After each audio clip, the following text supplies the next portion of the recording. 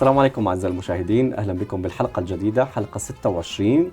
اليوم الفضيل والليلة الفضيلة، ليلة 27 من رمضان، الليلة اللي نزل فيها القرآن الكريم على الرسول عليه الصلاة والسلام، الليلة التي يكثر فيها الدعاء والتقرب من رب العالمين، والليلة التي يكثر فيها أيضا الأطباق التقليدية الجزائرية. ولا شو يا شيخ؟ صح أحمد، في الليلة 27 الأمهات الجزائريات يديروا أطباق تقليدية في هذه الليلة، باسكو الليلة مباركة، وايضا ملابس تقليديه موجوده. صح. انا شايفك اليوم انت لابسه اللبس التقليدي صح، الكراكو، ما انت لابس وانا لابس التقليدي. معناتها اليوم وش تحطيبينا يا شيف؟ اليوم ان شاء الله غادي ندير لكم الرشته اللي تعد من الاطباق الجزائريه العريقه، ان شاء الله تعجبكم الوصفه تاع اليوم، وهي من مفضلاتي، يعني انا راني نستنى التست فارغ الصبر. ان شاء الله يا رب. يلا دوك شيف، قولي لي الرشته وش راح ندير بيها؟ الرشته راح نفوروها 3 مرات. 3 خطرات، صح، بالماء والملح والزيت. ممتاز. وهذه المكونات وش راح ندير؟ هذه المكونات عندنا الدجاج، عندنا اللفت، عندنا البصل، عندنا لفت واحد اخر اللي نكونوا مرابينه حتى تطلع النكهه اطيب واكثر غنيه اكثر. هذه راح تكون في المرقه، وهذا راح يطيب بعد كي تقرب طيب نزيدوه باش نقدروا نذوقوا به ما يذوبش. اوكي. وراح يكون عندنا الحمص، فلفل اسود، ملح، عندنا مكعب الدجاج تاع المرق، وعندنا شويه سمن ولا زبده، وعندنا القرفه والكبابه، وعندنا سكنجبير. هادو هما المكونات. تمام. ودوك انا شفت اجبتينا اير فراير تاع كوندور، واش حندير بيها؟ الاير فراير انا راني باغي نحمر بها الدجاج تاعنا باش كي نحطه في طريقه التقديم يكون هذاك اللون الذهبي شباب. صح، وخصوصا انه اير فراير تاع كوندور تخرج البنه والشكل ما شاء الله. صح، واليوم اللي 27 نحطوا طبق اللي يكون شباب ان شاء الله يا رب. الله يتقبل منا الصيام يا رب العالمين. معناتها نبداو بالتحضير. يلا. اول حاجه نديروا القدره تاعنا تحمر، شعلنا النار.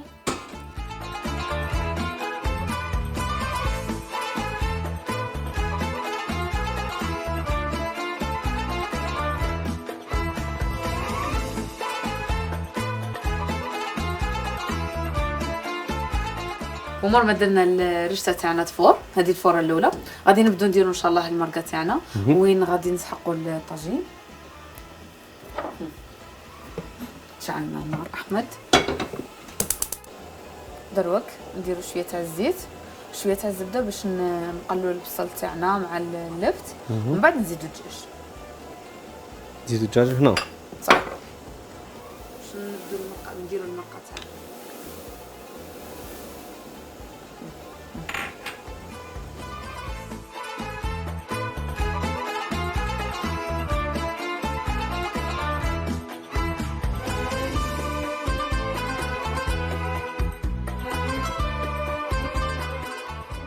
في التقليه تاع الدجاج انا نبغي نزيد معاهم القرفه والكبابه باش تكون كاينه هذيك البنه تاع التحميره تاع لي زيتون في الدجاج.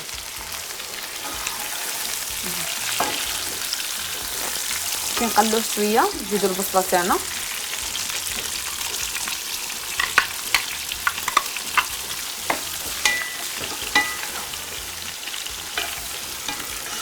لك شوي زيادة يمكن نجيب لك؟ لا مليح، مالكش تكون كاينه هذيك البصله طاغيه.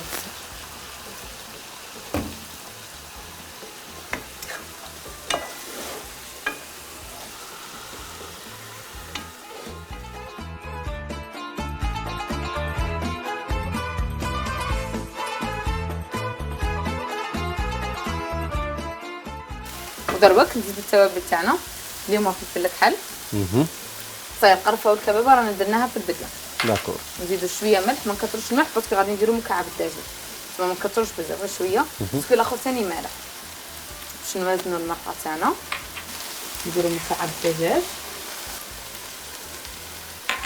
شويه سكنجبير.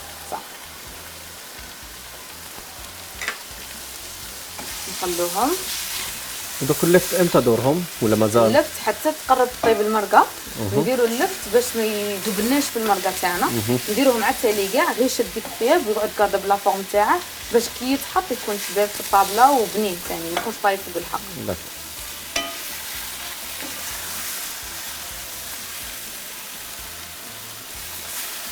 الفورة الأولى خلصت ولا مازال؟ صح، قريب. الفورة الأولى راهي قريب توجد. نديرو شوية تاع الحمص. ريحة بشوية.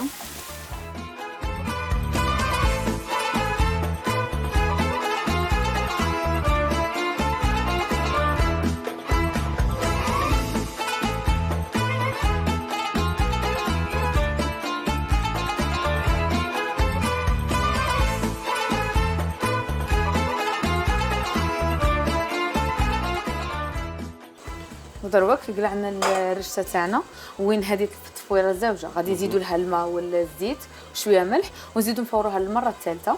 ومن بعد كي يقرب الدجاج تاعنا يطيب نزيدوا اللفت مع التالي باش يكون قاضب روحه كيما قلت لكم. دروك الدجاج تاعنا قلعناه باش نديروه في الاير فراير باش نحمروه، واللفت نديروه في الصوص تاعنا. هذا بيض غليناه باش غير من اجل التزيين، هذا مكل. اوكي دروك نديروه في الاير فراير. اوكي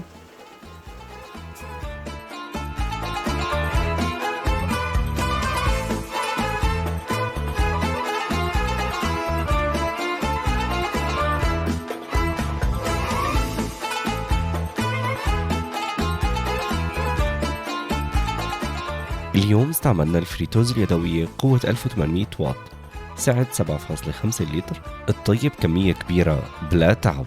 فيها تحكم يدوي بالبوتون، تقدر تضبط الحرارة والوقت كيما تحب. فيها مروحة 3D توزع السخانة بالتساوي، وحتى فيها حماية من السخونة الزايدة. استعملناها في طبق اليوم والنتيجة هايلة.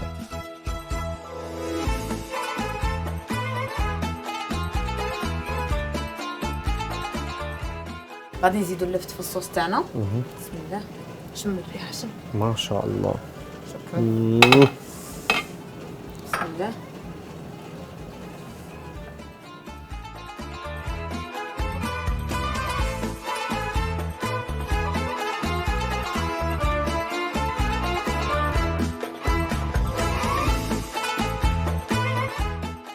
وهكا الرشته تاعنا راهي قريب توجد، ومام الصوص والدجاج كلشي راه قريب يوجد.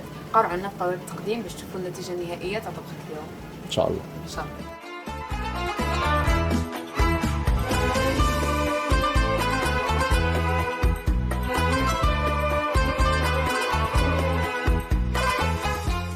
وهذه هي رشته تاع نهار اليوم. على بالك بلي تسعد من الاطباق التقليديه العريقه. ما شاء الله الصراحه الريحه مميزه جدا.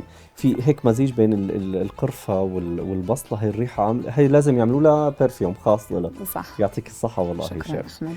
دوك نحن طيبنا الطبق هذا الجميل العريق التقليدي بمنتجات كوندور اللي بتلاقوها موجوده على الكيو ار كود اللي موجود على الشاشه. ما عليكم غير تعملوا سكان، تدخلوا على بروكسيما وتشوفوا وش كاين منتجات، تطلبوا المنتجات اللي تحبوها وتوصلكم للدار. دوك يا شيف وقت السؤال اليومي. سؤالنا لليوم بيقول: كم مرة فورت الرشتة الشيف؟ يلا شحال من مرة؟ والله سهلة، بس شوفوا انتوا الفيديو تبعوه مليح ورح تعرفوا الإجابة. جاوبوا كثير، كثروا بالتعليقات لحتى تزيد فرصكم بالفوز إن شاء الله. إن شاء الله. وصحة فطوركم، وربي يتقبل مننا ومنكم الصيام والقيام وكل الصلوات والدعاء يا رب العالمين. إن شاء الله. Condor, prenez votre envol.